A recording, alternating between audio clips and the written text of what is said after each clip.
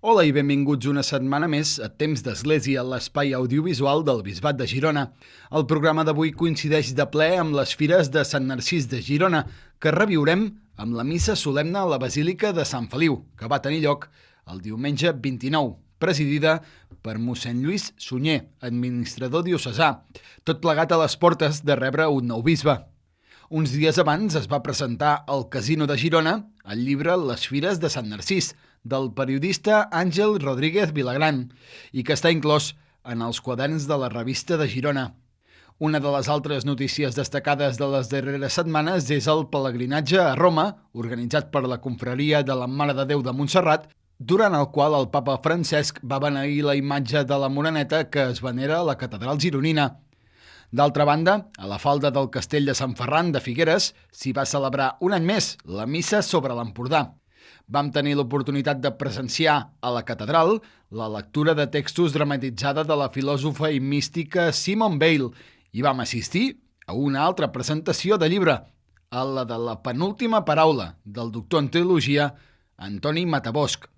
Acabarem amb la secció de cinema i sèries de David Luriach, que torna una temporada més. Comencem.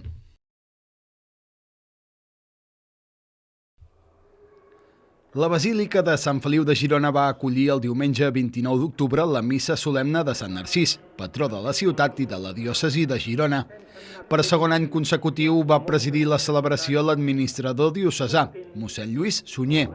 Van concelebrar amb ell 9 preveres diocesans assistits per 2 diaques.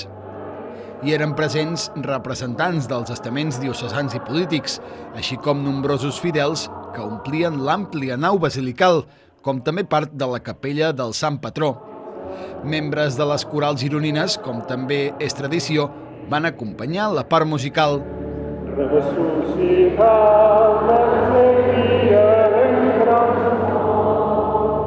En la salutació inicial, l'administrador diocesà va demanar perdó pels casos d'abusos que afecten a membres de l'Església i va manifestar que cal estar al costat dels més vulnerables. D'altra banda, va centrar l'homilia a partir de la pregunta de com ens imaginaríem Sant Narcís si visqués avui entre nosaltres, i ho va fer en la doble vessant del patró, com a màrtir i també com a bisbe. Un bon veí amb una actitud dialogant, sabent compartir aspiracions i interrogants de tots els que fem camí per aquests carrers de Girona. Un bisbe que ens ajuda a afrontar amb fermesa els reptes que tenim plantejats i a fer-ho de tal manera que en cap moment els problemes de cada dia ens privin de perdre el bon humor ni de poder dormir bé. Perquè fixeu-vos, per un creient en Jesús no hi ha cap mal que sigui infinit ni cap nit que no tingui fi. Aquesta, amics i amigues meves, és la manera d'imaginar com el bisbe Narcís faria de bisbe avui a casa nostra, trepitjant els nostres carrers, les nostres places i a les barraques. Un home auster, senzill. Acabada la celebració, els fidels van seguir la tradició d'apropar-se a la tomba del sant per recollir el cotó beneït, que segons la tradició protegeix del mal d'orella. També es va poder venerar una estola que li és atribuïda. En el decurs del dia, la capella de Sant Narcís va restar oberta per a tothom.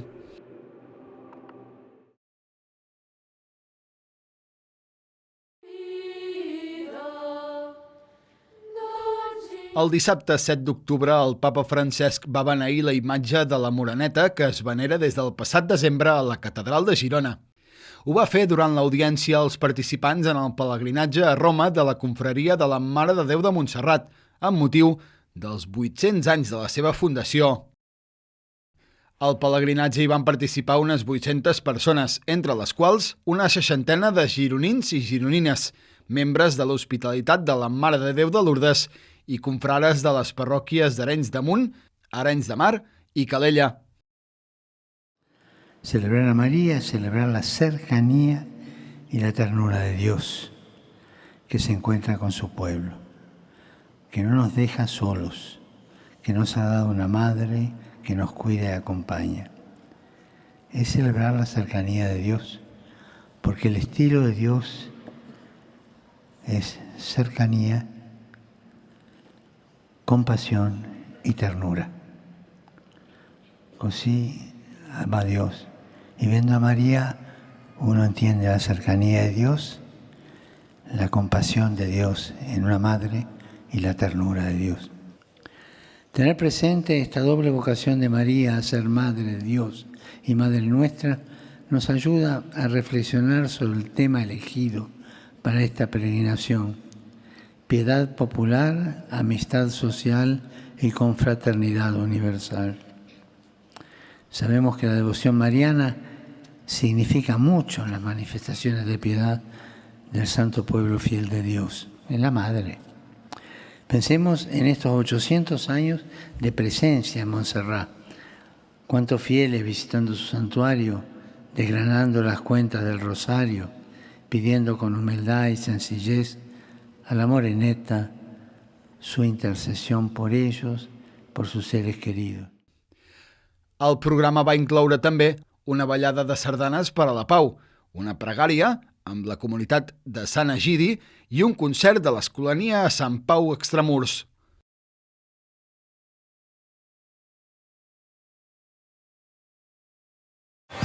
¡Ey! ¡Sube!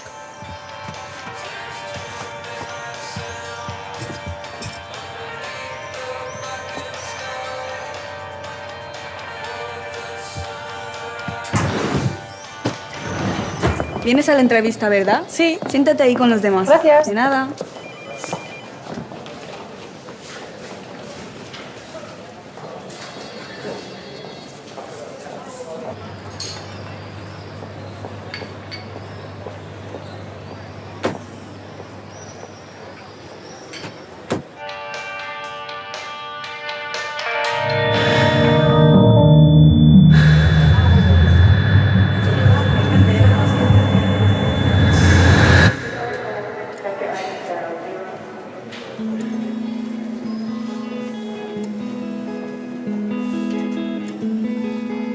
Padre, ¿le puedo contar un secreto? Claro. Pero no se lo diga a las enfermeras, que luego me riñen. El tratamiento me está haciendo bien. Pero que venga usted aquí... Bueno, todo es importante. Gracias, padre. La puerta de la entrada es la de la cocina. Hay unos turnos para usarla, aquí está el salón y aquí vais a estar muy bien. ¿Tienes alguna pregunta? No sé qué decirle. ¿Me lo corrige? Claro. Es una carta para tu hermano. Está muy bien, has practicado mucho. Pati García.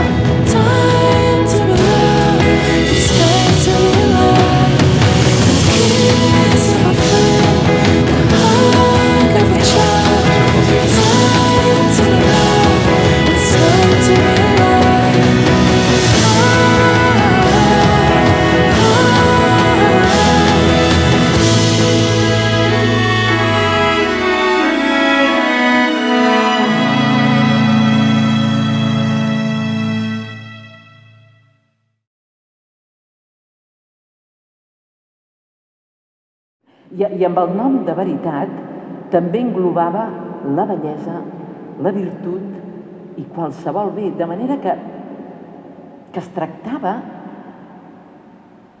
per mi d'una forma d'entendre el desig i la gràcia. En aquell temps encara no havia llegit l'Evangeli, però ja estava convençuda que quan es desitja pa no es reben pedres. La paraula secreta de Simone Weil i l'acústica de la catedral de Girona, una barreja que ressonava amb serenor i força a la nau gòtica de la veu de Míriam Iskla, la nit de l'11 d'octubre, en el marc del Festival Temporada Alta. Simone Weil va ser una filòsofa, activista política i mística francesa. Va formar part de la columna d'Urruti durant la Guerra Civil Espanyola i va pertànyer a la resistència francesa durant la Segona Guerra Mundial. Va deixar abundants escrits filosòfics, polítics i místics, incentivats per la seva publicació després de la seva mort, el 1943, a causa de la tuberculosi, La lectura de textos va omplir l'aforament de l'espectacle i va comptar amb una segona funció 2 dies després. El públic entregat contenia la respiració, en silenci, just abans que Iscle comencés a recitar. Benvolgut amic. Me'n vaig. L'actriu encadenava les reflexions de la filòsofa lligant de manera singular i coherent un discurs sobre l'experiència de la fe religiosa i els misteris de la naturalesa humana. I això no em va generar cap rebel·lió.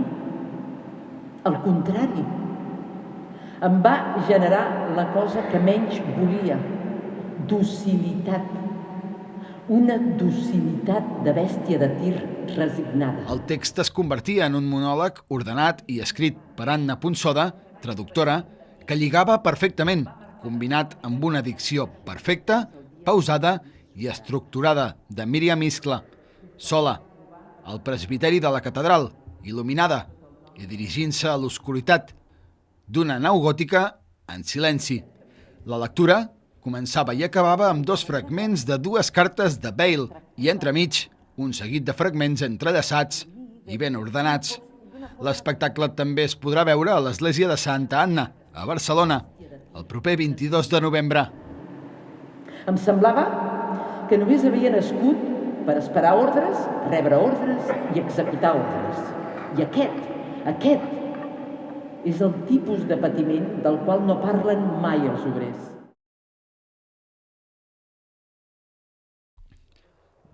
El diumenge 15 d'octubre, a les 5 de la tarda, unes 150 persones van reunir-se a la falda del castell de Sant Ferran, al circuit dels Arcs de Figueres, per celebrar l'11a edició de la Missa sobre l'Empordà.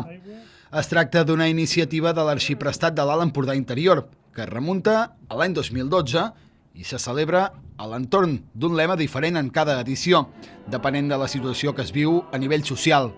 Per això no és gens estrany que el lema d'enguany fos l'aigua, font de vida, per prendre més consciència de la problemàtica que afecta a tot el país. I seguint les peticions del papa Francesc de cuidar la casa comuna, la mare terra.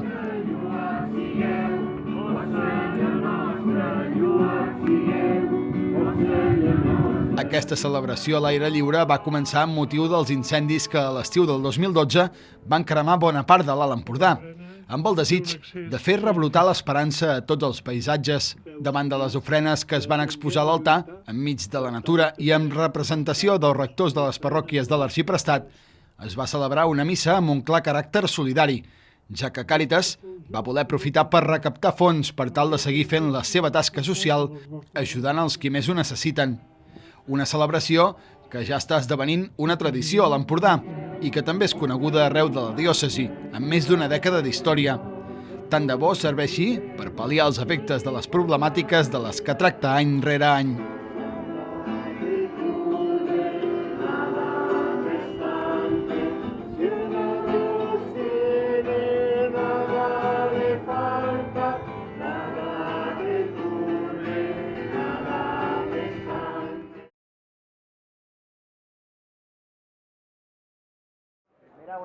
El periodista saltenc Àngel Rodríguez Vilagran, membre de l'Oficina de Comunicació del Bisbat de Girona, va presentar al vespre del 24 d'octubre als baixos del Casino de Girona el seu llibre Les Fires de Sant Narcís, una bona prèvia del que serien, sens dubte, unes fires concorregudes, celebrades i multitudinàries.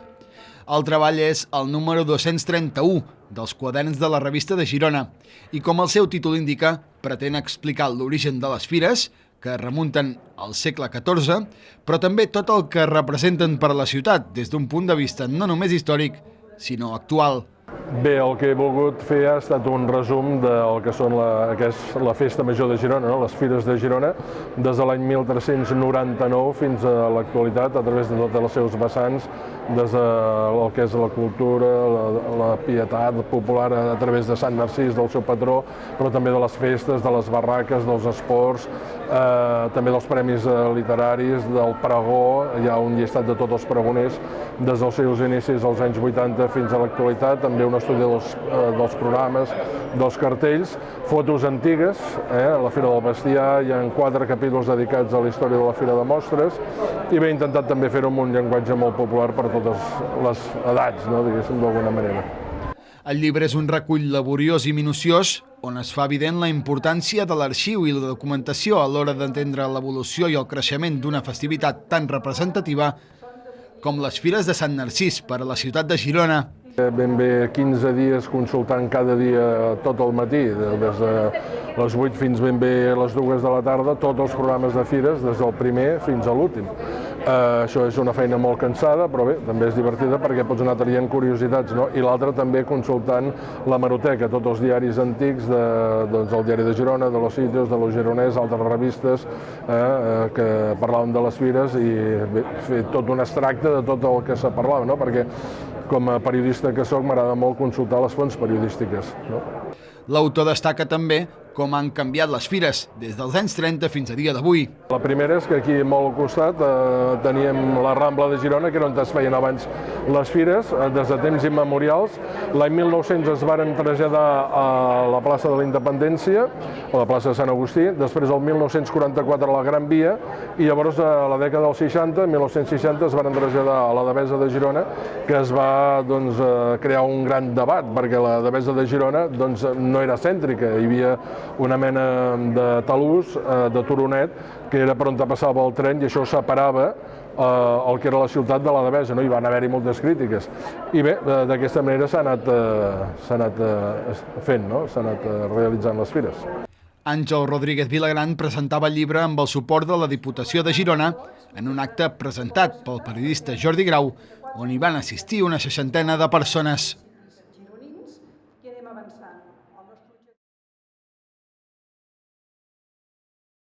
Pidan al Señor para que me bendiga.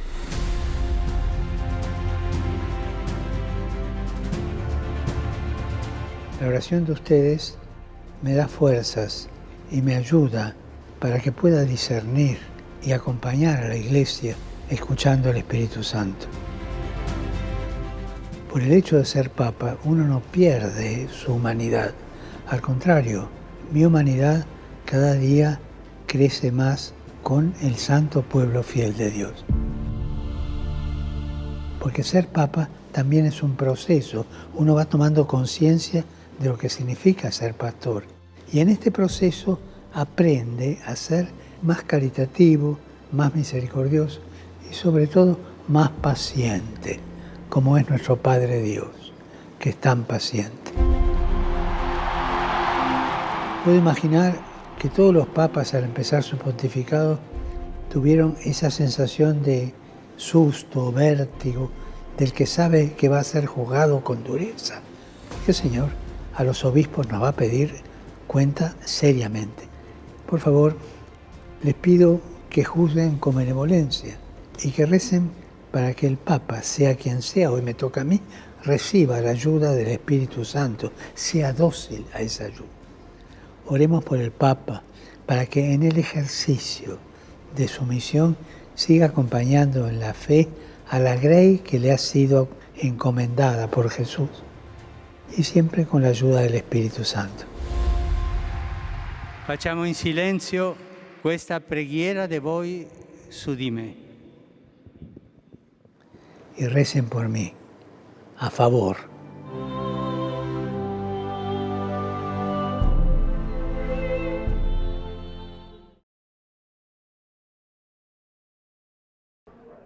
Mossèn Antoni Matabosch, doctor en Teologia i llicenciat en Ciències de la Informació i Història Contemporània, va presentar el dijous 5 d'octubre el llibre La penúltima paraula.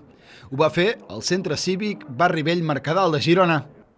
Diu el doctor Antoni Matabosch que vivim una època marcada per una forta tendència al restauracionisme, a tornar a temps que intenten deixar enrere 60 anys de fatigues, d'iniciatives, de canvis imprevistos, de descristianització imparables, d'afabliment, diu, de l'Església.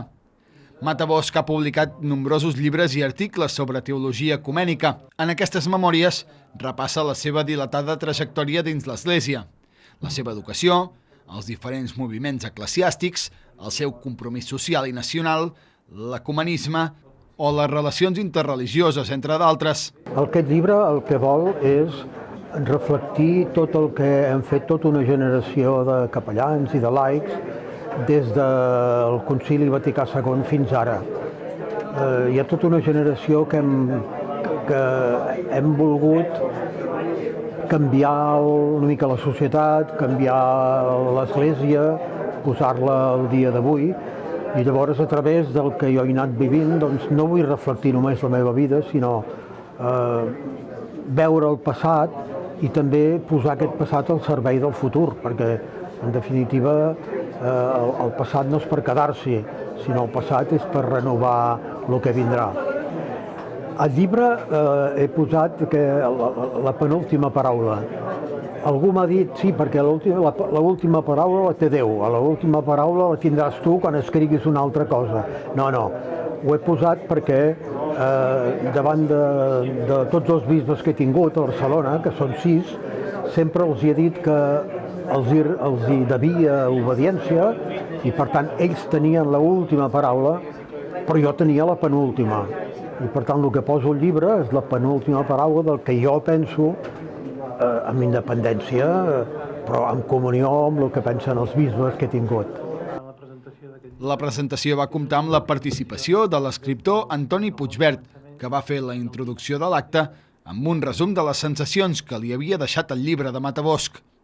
La penúltima paraula es pot comprar a la llibreria diocesana Casa Carles de Girona.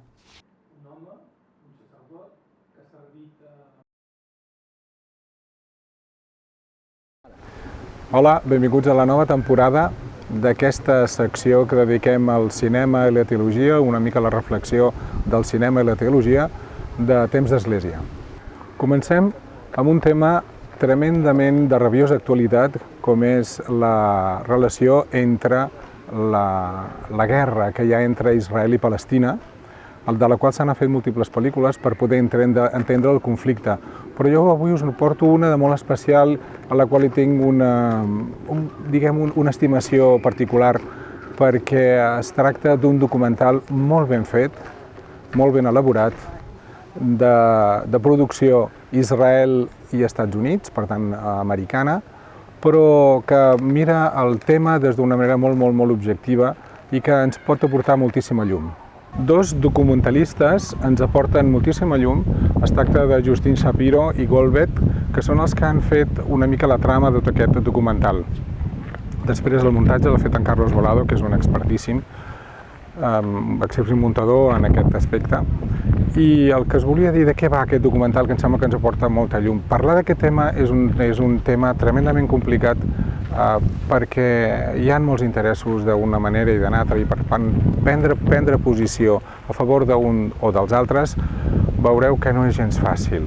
Per tant, em sembla important donar aquesta visió d'aquest documental que es diu Promises.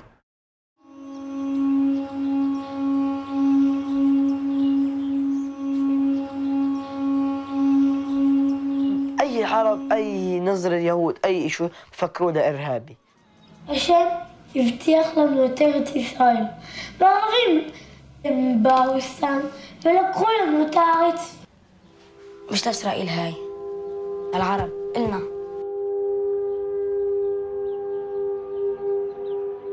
Porta més de 20 anys fet i diríem que té l'actualitat d'avui dia, podria ser fet feia un any, feia mesos. Vull dir que es tracta de tot aquest tema molt complicat. Què fa que aquest documental sigui tan peculiar? Doncs una cosa molt senzilla, que és el periodista, en Goldberg, el que ha volgut fer és, ell viu als Estats Units, però és d'arrel jueva, i ha volgut veure realment què passa en aquest conflicte des d'un punt de vista humà. Llavors es va traslladar justament a Jerusalem i als voltants per poder observar a través de quins ulls? Doncs a través dels ulls dels nens. Com vivien aquest problema, com l'assimilaven i quina resposta hi donaven. De tal manera que va agafar uns quants nens del cantó israelià, per tant israelis, i va agafar uns quants nens palestins. I els va anar preguntant i els va anar investigant i va anar establint converses amb ells per veure tot aquest tema com el solucionaven, com el veien, com el vivien. Del cantó d'un i de l'altre va agafar efectivament alguns extremistes, tant de Hamas com dels jueus, i llavors alguns altres que no ho eren tant, per veure quina relació hi trobaven. Tota la primera part d'aquest documental es basa en el coneixement d'aquest periodista respecte a aquest grup, i anar veient i anar presentant tot aquest grup. La segona part d'aquest documental, que potser és el que comença a ser més interessant, és la proposta que els fa els periodistes per veure si són capaços d'establir contacte entre ells i parlar del tema entre ells, tant sigui a Jerusalem com en els llocs on viuen els palestins, en els assentaments. I ho aconsegueix, però no amb tots. Els més extremistes no volen tenir contacte entre ells, mentre que els altres diuen, home, provem-ho, a veure què en saben, a veure què poden, a veure què poden saber, no? De tal manera que al final es troben i, clar, es troben amb una realitat molt diferent del que ells es pensaven. Els hi obren els ulls una miqueta i s'adonen que val la pena conèixer entre ells. La gràcia d'aquest documental és que està fet en diversos anys, com he dit, des del 97 fins al 2000, i el periodista el que fa és anar a l'any 2000 a veure què ha passat amb aquests nens i quina relació han tingut. I es troba amb la sorpresa que efectivament no han pogut tenir contacte entre ells, han volgut tenir-ne, però a poc se n'han anat distanciant. I per tant, tot el que ell pretenia, que era aquesta unió i el coneixement mutu, doncs s'ha anat desapareixent. I llavors què passa? Que al final, si no et coneixes, la frase surt d'això, si no et coneixes no et puc estimar, no puc saber qui ets. الحين نتنياهو مش نتنياهو أنا يعني أطفال أنا Faraj, I want to meet you and to listen your opinion. Aquest documental el podeu veure en qualsevol canal d'internet, YouTube i tots aquests, perquè està penjat, és gratuït i no té cap mena de problema. Ens veiem al proper programa. Moltes gràcies.